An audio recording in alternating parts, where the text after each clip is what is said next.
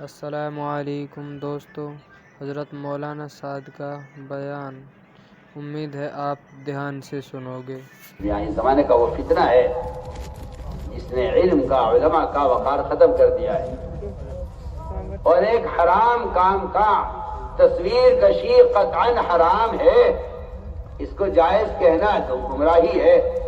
اسے اپنے آپ کو بچائیے، اسے اپنے آپ کو بچائیے۔ یہ ایک ایسا فتنہ ہے جس کو بعض علماء نے میزائل کہا ہے کہ میزائل جو تباہی میزائل آتا ہے وہ اس سے بڑی تباہی سے آ رہی ہے، وہ کہتے ہیں موبائل یہ میزائل ہے۔ اس لیے میں تاکید سے کہہ رہا ہوں کہ ہمارے ماحول میں کسی کو گنجائش نہیں، یا شریعت میں گنجائش نہیں۔ ہمارا ماحول کیا ہوتا ہے؟ شریعت نے انکار کر دیا، فرمایا ہر مصور جہنم میں جائے گا۔ آپ کو معلوم ہونا چاہیے جن لوگوں کو اللہ والوں کی تصویر لینے کا شوق ہے، جن لوگوں کو اللہ والوں کی تصویریں لینے کا شوق ہے، ان کو یہ بات معلوم ہونی چاہیے کہ اللہ والوں کی تصویروں سے ہی دنیا میں بت پرستی شروع ہوئی ہے۔ جی ہاں، معلوم ہونا چاہیے سب کو۔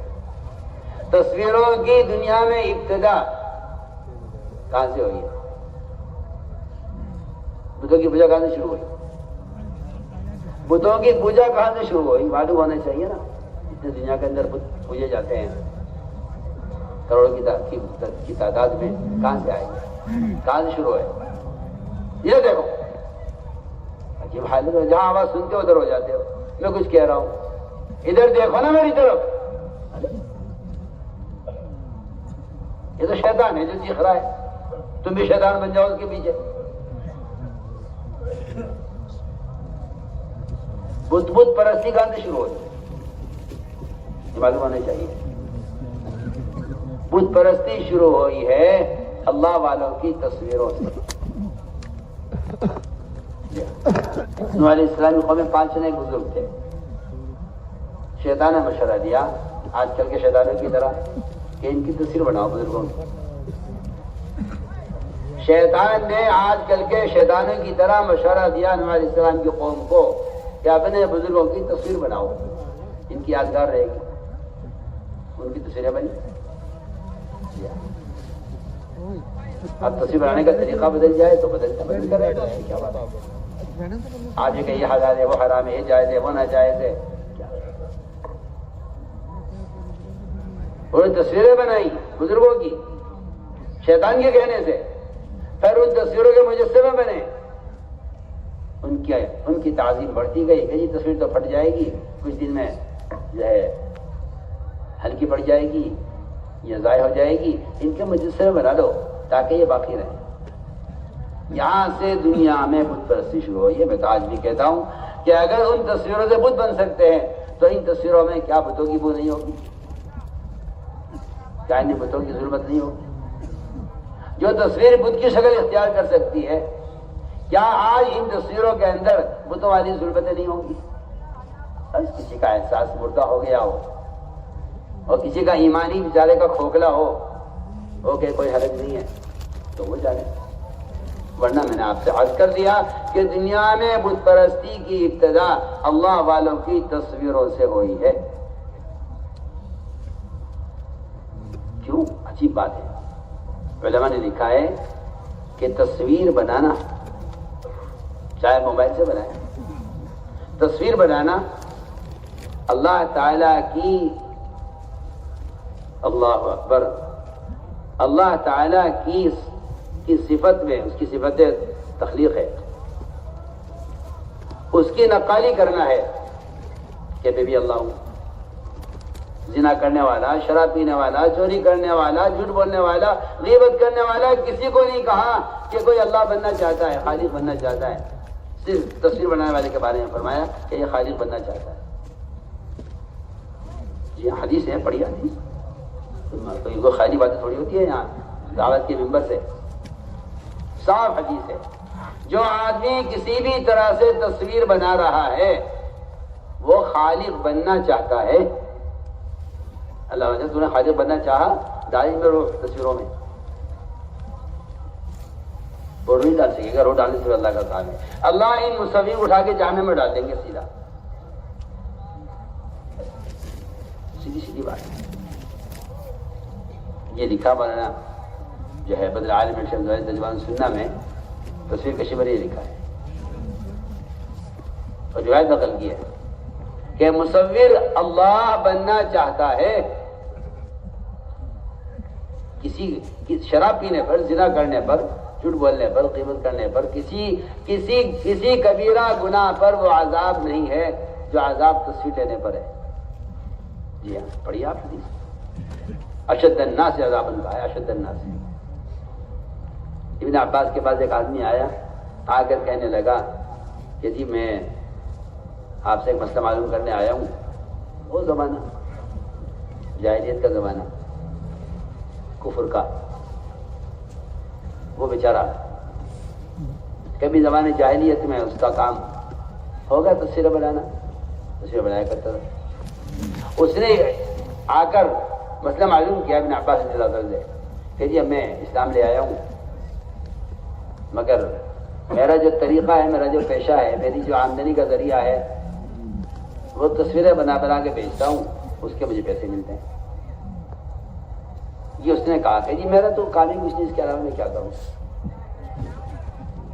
میرا دھندا یہی ہے، میرا پیشہ یہی ہے، مجھے اس کے علاوہ کچھ کرنا بھی نہیں آتا۔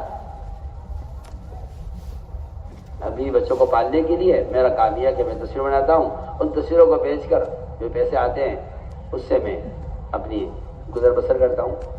کیونکہ یہ بات بالکل طے شدہ بات ہے کہ تصویر کا بیچنا بھی حرام ہے، اس کا خریدنا بھی حرام ہے، اس کی آمدنی بھی حرام ہے۔ سن رہے کان کھول کے بھی کیا بول رہا؟ تصویر خریدنا، بیچنا اور اس کی آمدنی سب حرام ہے۔ جس طرح شراب کا بیچنا بھی حرام، خریدنا بھی حرام، پینا بھی حرام ہے۔ جو پیسے اس کی بیچ کر پیسے آئے ہیں وہ بھی حرام ہے۔ اس نے کہا ابن عباس رضی اللہ عنہ سے کہ جی میں کیا کروں، میرا تو پیشہ یہی ہے، میں کیا کروں۔ انہوں نے یہ نہیں کہا بھائی مجبوری ہے، حالات ہے، آج کل کی زمانہ بدل رہا ہے اور مجبوری ہے، آؤ بھائی بیٹھ کے سوچ لو، بھائی پریشانی آ رہی ہے مسلمانوں پر، آ جاؤ بیٹھ کے ذرا غور کر لیا جائے اور بیٹھ کر سوچ لیا جائے، چلو فلاں کے مذہب پہ عمل کر لیا جائے، فلاں کے مذہب پہ مسئلہ بتا دیا جائے۔ یہ وہاں یہ کچھ نہیں ہوتا تھا، وہاں یہ تو زمانے میں ہوتا تھا۔ مجبوریوں کا دین کیا، کافروں کے تابع کر دو دین کو اور کہتے رہو ہاں ہم دیندار ہیں۔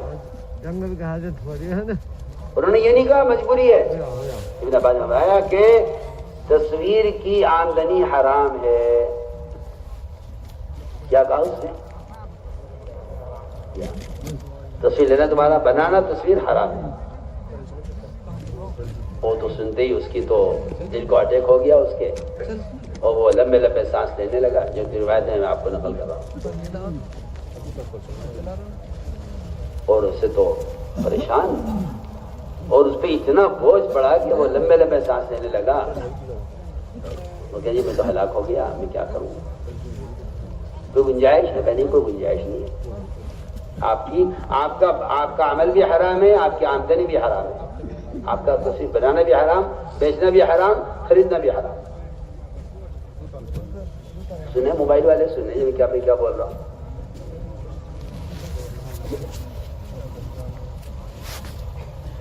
اس نے کہا جی میں کیا کروں، خیر میں تو بھوکا مروں گا، میرے پاس کے علاوہ کوئی راستہ نہیں۔ ابن عباس نے فرمایا دیکھو، اگر تم پریشان اور مجبور ہو اور اس کے علاوہ تمہارے پاس کوئی راستہ نہیں ہے تو پھر میں تمہیں اس کا مشورہ دیتا ہوں کہ تم پہاڑوں کی، دریاؤں کی اور درختوں کی تصویر بنا دیا کرو، اسے بنا کے بیچ کے گزارا کر لو۔ یہ نہیں کہا کہ بھائی تمہاری مجبوری ہے اور تو ہم تمہیں اجازت دے دیتے ہیں تصویر کی، کہ نہیں، تصویر حرام ہے۔ اگر تجھے کرنا ہی ہے یہ کام تو پھر ان چیزوں کی تصویر بنا جن میں روح نہیں ہے، جانور کی، انسان کی، کسی بھی روح والے کی تصویر کا بنانا قطعاً حرام ہے۔ لیکن کیا افسوس اور صد افسوس کہ مسلمان کو بے ادب بنا دیا، یہ کہہ کر کہ یہ کرنا جائز ہے، یہ کرنا بھی جائز ہے، یہ کرنا بھی جائز ہے۔ جی ہاں، اسے بے ادب بنا دیا، اسے ننگا کر دیا، اسے بے ادب بنا دیا۔ اس لیے ہم تاکید سے کرتے ہیں، ہمارا ایسی قطعاً کوئی گنجائش نہیں ہے، یہ فعل قطعاً حرام ہے اور ایسا کرنے والے کو حرام کا گناہ مل رہا ہے۔ وہ جو چاہے باتیں بنا لے، کچھ کر لے، لیکن جو بات ہے وہ بات ہے۔ کریں گے بچے، بچیں گے انشاءاللہ اس سے، بالکل صاف صاف۔